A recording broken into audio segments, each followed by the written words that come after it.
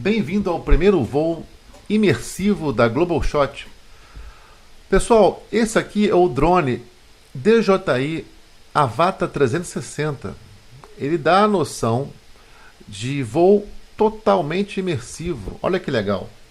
São duas lentes grande angulares, uma na parte superior e outra na parte inferior, onde há um software interno que faz a junção das duas imagens, totalizando 360 graus em 8K.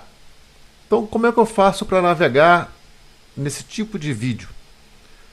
Esse tipo de vídeo ele é somente aceito no YouTube e no Facebook, ok? Então,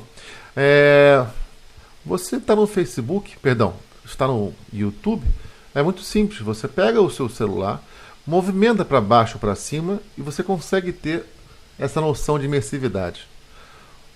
Se você não quiser fazer isso, você pode mexer com o dedo na tela, que dá no mesmo. Agora, você estando no computador, no laptop, você clica com o mouse na tela e arrasta para o lado que você quiser. Inclusive, se você afastar mexer no scroll do mouse, você consegue dar um zoom. Então é isso, pessoal. Espero que vocês gostem dessa novidade da Global Shot. Não esqueçam de acionar o sininho no canal no YouTube e deixar aquele like. E se puder, deixar algum comentário, seria perfeito. Esse é o primeiro voo de muitos que haverão. Um abraço e até o próximo voo.